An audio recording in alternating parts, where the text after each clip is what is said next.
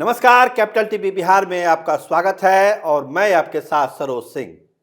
देखिए, बिहार के सत्ता के गलियारे की जो हवा है, इन दिनों इसमें मोहब्बत बहुत कम हो गई है।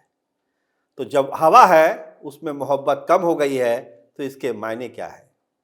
तो क्या नफरत है हवा में? देखिए, नफरत तो हम नहीं कह सकते, लेकिन जो घटनाएं हो रही है बिहार में और जो संदर्भ है, ये जरूर कहा जा सकता है कि सत्ता के गलियारे में की जो हवा है उसमें कड़वाहट बहुत ज़्यादा हो गई है। तो आखिर क्यों हो गई कड़वाहट?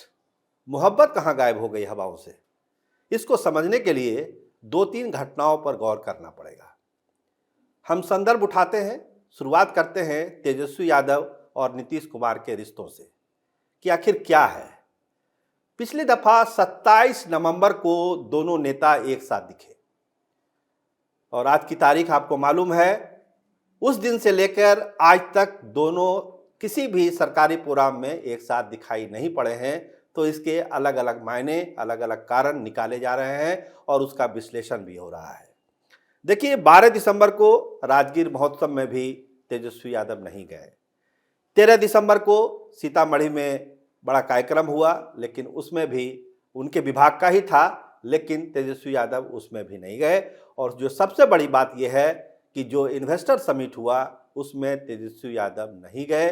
तो एक चर्चा होने लगी, अटकलें लगाई जाने लगी कि क्या नीतीश कुमार से दूरी बनाने में लगे हैं तेजस्वी यादव।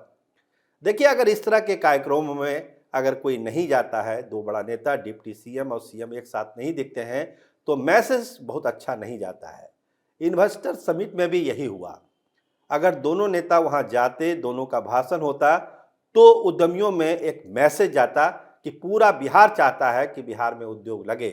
लेकिन पहले दिन तो कोई नहीं गया, दूसरे दिन मुख्यमंत्री जरूर गए, लेकिन उनका भाषण उसमें नहीं हुआ। लेकिन तेजस्वी यादव तो गए ही नहीं गए। अगले दिन जो है एक टाइगर एनालिटिक करके कंपनी है, आईटी कंपनी, उसके उद्घाटन में गए तेजस्वी यादव। अपने अपने तर्क दिए जाने लगे। राजद के लोगों से बात हुई, उन्होंने कहा कि उनकी तबीयत नासाज थी, इस वजह से वो नहीं गए। लेकिन भाजपा के लोग कहाँ मानने वाले हैं। वो कहते हैं कि टाइगर एनालिटिक की इस प्रोग्राम में जा सकते हैं, उसके उद्घाटन में जा सकते हैं, लेकिन इन्वेस्टर समिट में नहीं जाते हैं।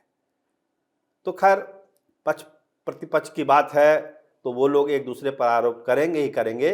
लेकिन जो राजनीतिक घटनाक्रम है वो ये बतलाता है कि रिश्ते बहुत सामान्य नहीं हैं। अगर कोई मुख्यमंत्री और डिप्टी सीएम पिछले 25 दिनों से किसी एक कार्यक्रम में साथ नहीं है, तो इसका मतलब है कि सियासत में कहीं ना कुछ पक जरूर रहा है। ऐसा अमूमन होता नहीं है कि दो बड़े नेता खासकर सरकारी कार्यक्रम में और अपने विभाग के कार्यक्रम में साथ नहीं रहे। तो ये क्यों हो रहा है, इस पर हम लोग विस्तार से कभी प्रोग्राम बनाएंगे। लेकिन आज का संदर्भ ये है कि कड़वाहट तो है, कड़वाहट तो है और उसकी वजह भी अलग अलग है। तो एक नेता है अखिलेश सिंह, बिहार कांग्रेस के प्रभारी हैं। वो क्या कहते हैं, पहले सुनिए कि वो बोल क्या रहे। सर्वगुण संपन्न बताया उनके नेताओं ने नीतीश जी को। हर चीज में योग्य, नेतृत्व को लेकर भी उनमें योग्यता दिखाई है। क्या कुछ ऐसा कोई प्लानिंग चल रहा है? इसकी जानकारी हमको नहीं है कि ये परीक्षा कहाँ हुई और कहाँ से नंबर मिला जी लेकिन नीतीश जी के बड़ा लीडर होने में किसको डाउट है। जी लेकिन ये सब चीज़ तय होता है मीटिंग में, कोऑर्डिनेशन कमेटी में। कौन लीडर बनेंगे, कौन नहीं होंगे, ये हम लोगों के स्तर पर नहीं होता। तो आपने सुना कि अखिलेश सिंह कह रहे हैं कि पता नहीं कहाँ एग्जाम हो गया और किसने नंबर दे दिया, जो नीतीश कुमार को पीएम मटेरियल घोषित किया जा रहा है। हमको तो ये सब पता नहीं है। मतलब टोन क्या है, उनका टोन देखिए, बोलने का भाव देखिए। मतलब है कि एकदम नकारने वाली बात है कि ऐसा कुछ नहीं है, ऐसा है भी नहीं कुछ।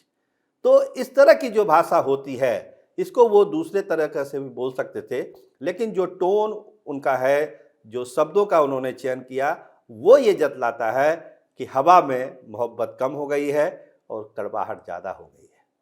तो ये चीज़ें ऐसी हैं जो ये जतलाती हैं कि बिहार के सियासत में अभी बहुत सारा उथल पुथल होने वाला है।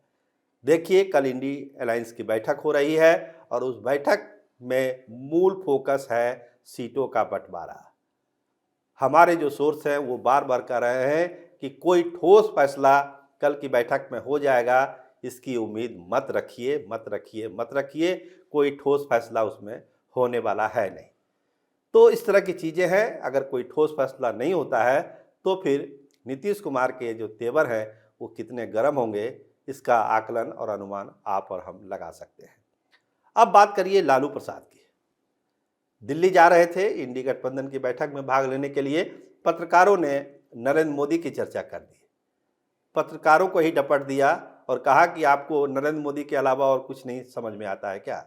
पहले सुनिए लालू प्रसाद क्या बोल रहे हैं। लालू जी इंडिया की बैठक में जा रहे हैं, सब लोग को मिल के लड़ना है। नरेंद्र मोदी कह रहे हैं कि हम फिर से आएंगे। अरे रोज यही बात तुम पूछते हो। नरेंद्र मोदी बोल रहा है, क्या है नरेंद्र मोदी? गारंटी दे रहे थे सर, गारंटी दे रहे थे। यही आएगा को जानते हैं आपको। पुराना बोल रहा यही हो जाएगा, फिर आएंगे तो आओ।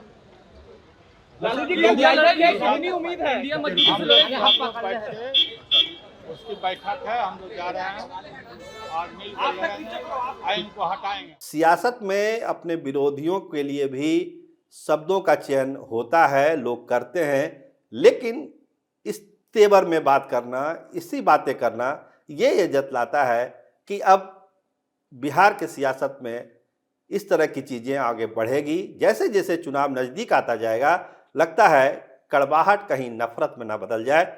भगवान ना करे ऐसा हो, कड़वाहट नफरत में बदले, कड़वाहट तक ही रहे तो बिहार की सियासत के लिए और लोकतंत्र के लिए अच्छी बात होगी। भले मोहब्बत की हवा कम रहे, लेकिन कड़वाहट नफरत में ना बदले, ये सबके लिए अच्छा है। तो इस तरह की चीज़ें बिहार के सियासत में हो रही है।